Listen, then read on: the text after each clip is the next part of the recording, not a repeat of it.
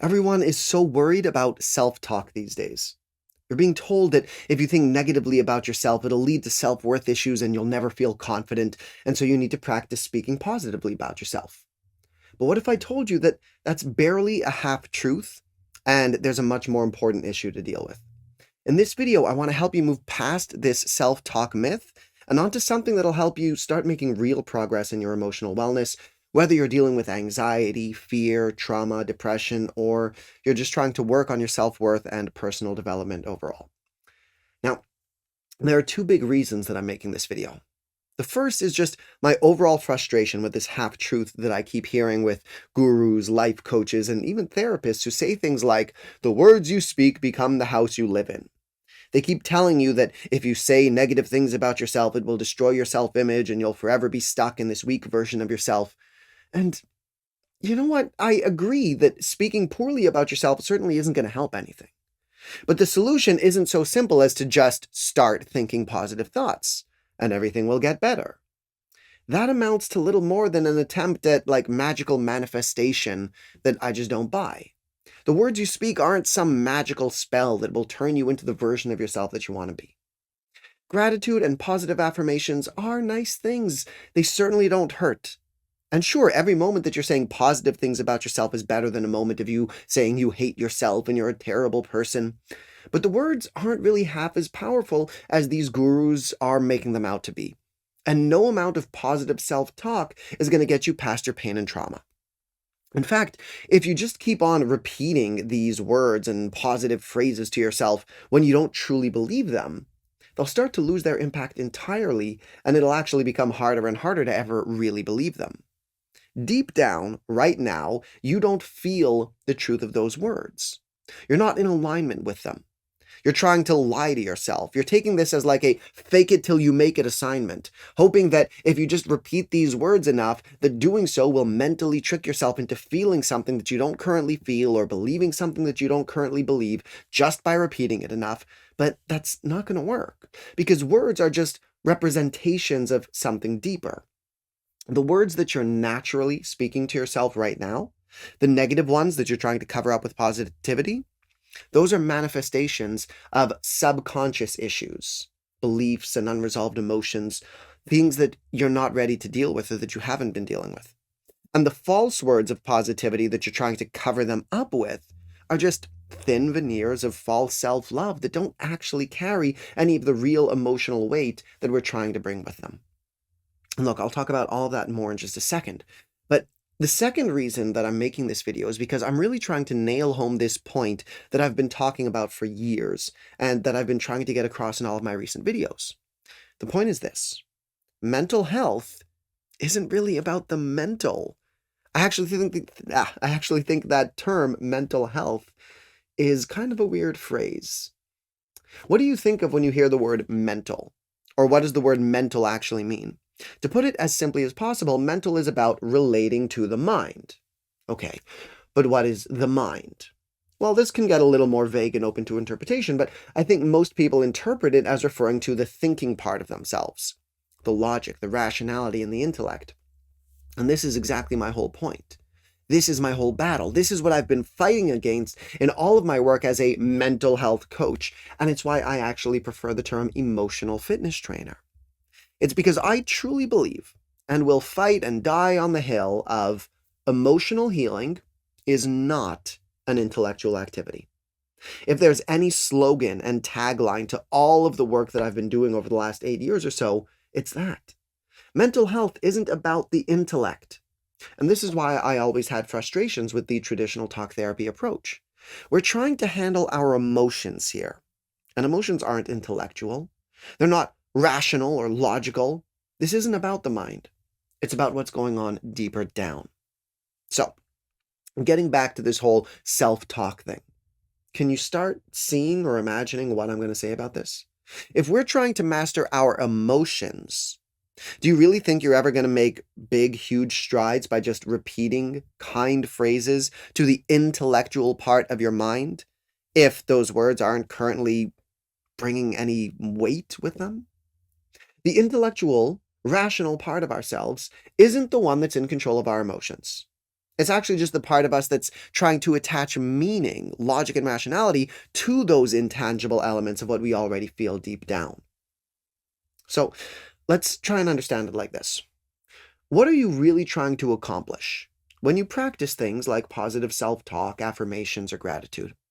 Is it a logical thing that you're trying to achieve, like a logical puzzle that you're trying to solve? Is there an intellectual endpoint that you're trying to arrive at?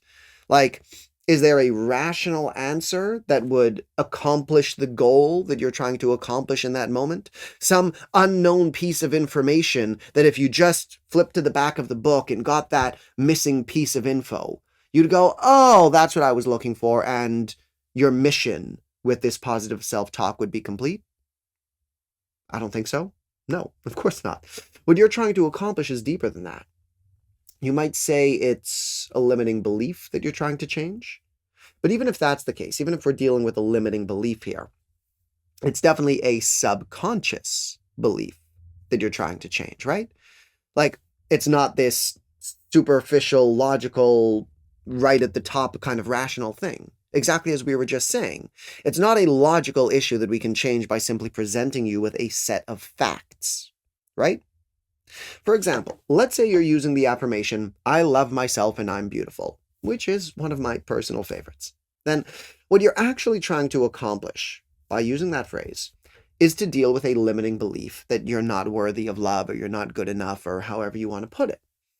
Now, if that's the case, if you don't believe in this moment that you are worthy of love, then me listing out all the reasons why you actually are indeed worthy of love isn't going to all of a sudden change your belief and solve this problem in the long term.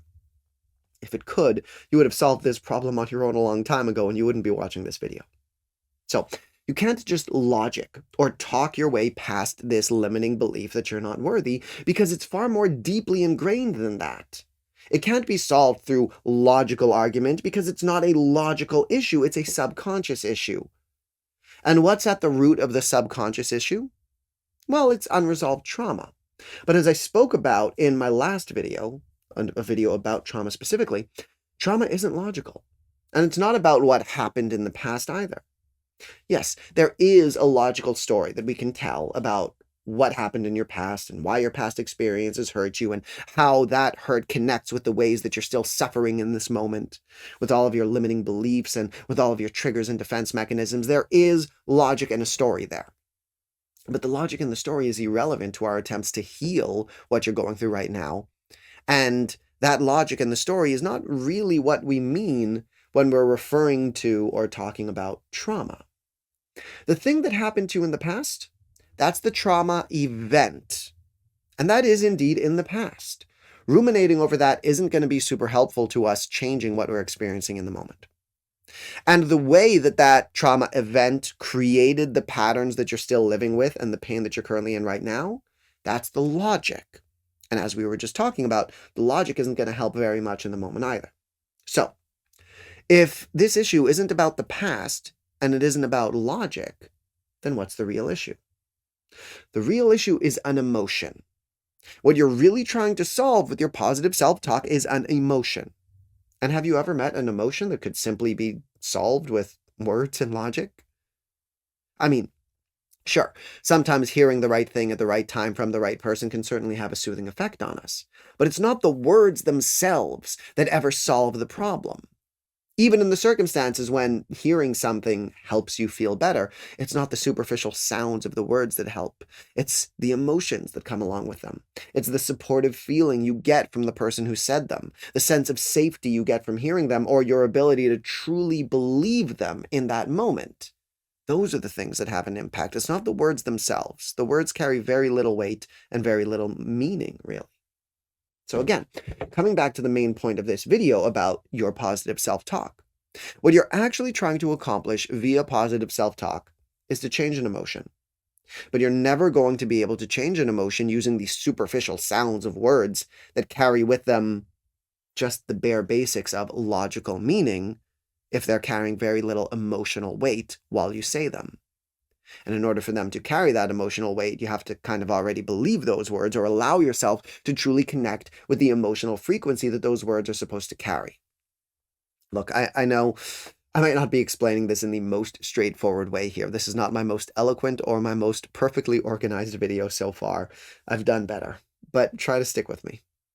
If you have a subconscious belief that, for example, you're not worthy of love, and you have that belief because of the way that your parents or some past lover used to treat you, then what's really happening is that you are currently experiencing and living in an emotion of what we might call shame or self-loathing, embarrassment, disgust, whatever, however you might want to put it.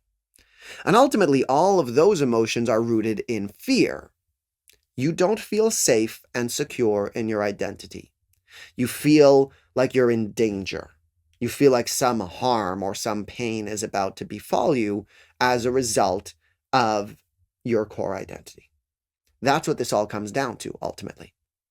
So, if we want to simplify this as much as possible, your limiting belief is just fear. You're experiencing fear. Your lack of self-love and the limiting belief that you're not good enough isn't a logical conclusion that you arrived at through the intellectual part of your mind as the result of past experiences. It's an emotion that you're currently stuck in because you never properly resolved the emotions that manifested inside of you during a past trauma event. And no amount of positive self-talk is going to change that fear because you can't logic your way out of fear. You just can't because it's not a logical thing in the first place. I mean, okay, sure, logic and rationality will play a certain role here. When I work with clients, we need to start at least a little bit with the mind and rationality.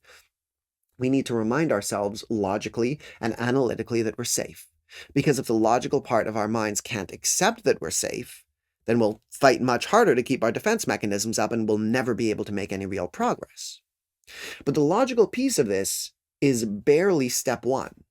Acknowledging to our logical mind that we're actually safe doesn't solve the problem. It doesn't actually heal anything. It just opens up the door for the rest of the healing. We need to tell our logical mind that we're safe and get our logical mind out of the way so that we can move to what's going on deeper down. And that's why I started this video by saying that the positive self-talk thing is a half-truth. I'm not saying it's useless. I'm not saying you shouldn't be making efforts to talk positively about yourself. I'm saying that people who rely on this platitude of the thoughts you speak create the house you live in are oversimplifying the real issue and ultimately hurting you by distracting you from the real inner work that needs to be done here. They're keeping you in the mental side of mental health, never truly encouraging you to go into that deeper layer of true emotions. The negative thoughts you're thinking about yourself are just your mind's way of translating the fear and self-loathing that you currently feel into rational thoughts. The rationality is not the root of the issue. It's the surface level manifestation of an emotion that you're not used to feeling and processing directly. And the positive self-talk that you're trying to use to cover it up is the superficial paint job that you're using to paint over the rotting wood that's underneath. The words of "I love myself and I'm beautiful," for example, mean nothing unless you already believe them, or, at the very least, unless you can truly start practicing feeling the feelings that are meant to come along with them.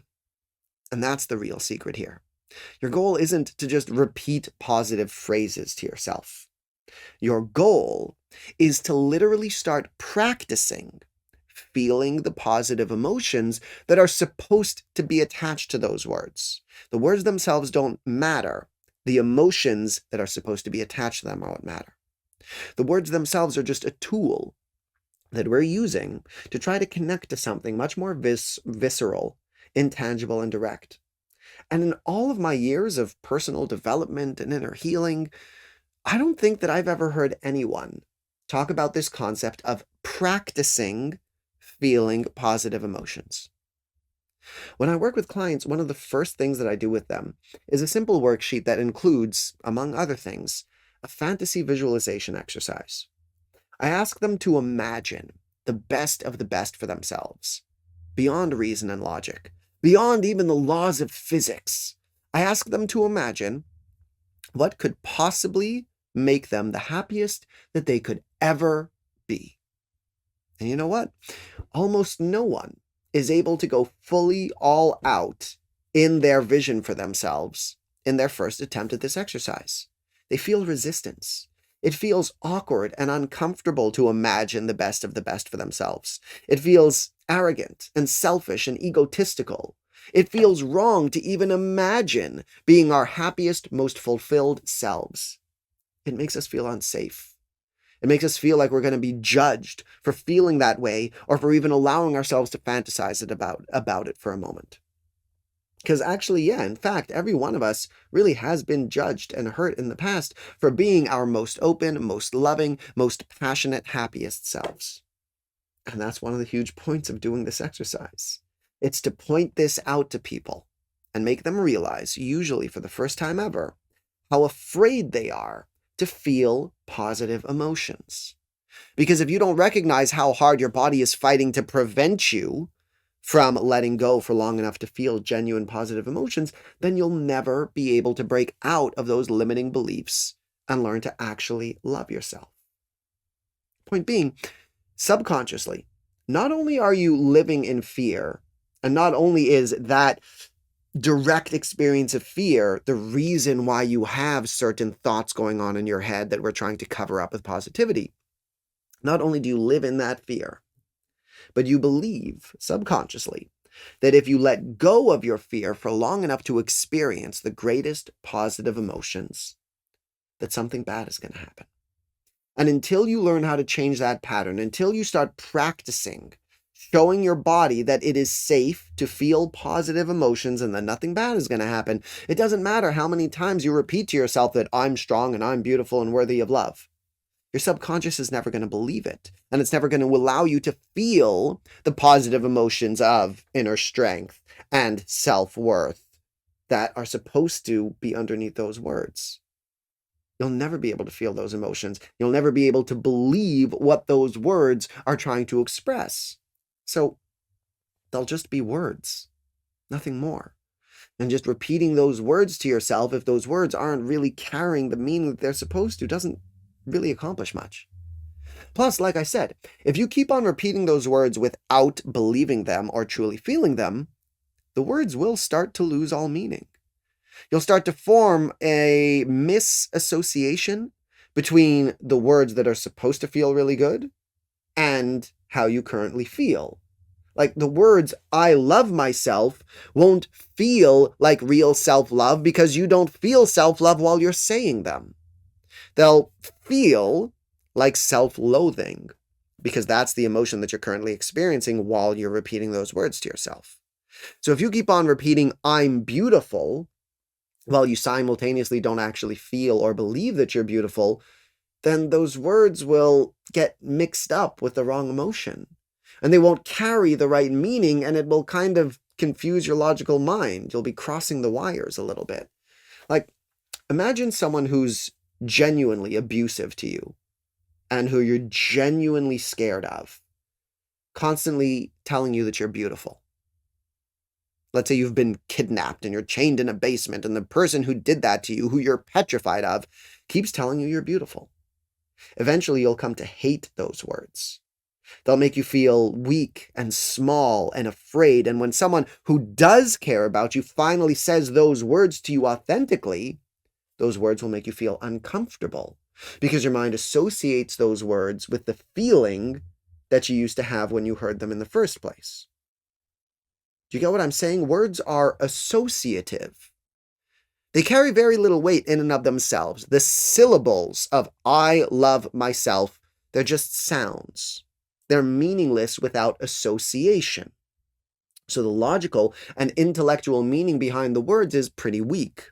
It's the emotions that you feel while uttering the words, the emotions that are underneath the words that are important. And if we don't move past the intellectual meaning of the words and into the real emotional layer of our inner experience, we'll stay stuck in our healing. Repeating these affirmations over and over and over and over and over again endlessly, saying these positive things to ourselves and wondering why we're not really changing. Oh, I've spent the last 10 years repeating I love myself. Why don't I feel like I love myself? Because the words and the emotions are two completely separate things. We need to move past the mental side of mental health. Logic, analysis, and rationality isn't going to get us very far. And this is why I refer to my approach to mental health as emotional fitness training. It's about moving past the mental and into the deeper layers of who we really are as humans. It's about learning how to confront the emotions directly without letting the mind get in the way. And it's about learning how to turn moments of emotional discomfort into the moments of healing, purging, and processing that they are meant to be. The uncomfortable emotions that are moving through you, they're not meant to be covered up with false positivity. They're meant to be felt and processed and purged so that you don't hold on to them anymore. And in my experience, this direct approach is exponentially more effective than talking about it ever will be. I've had clients who had been in therapy for 30 years see more progress with this direct approach in weeks than they ever had before with their therapists.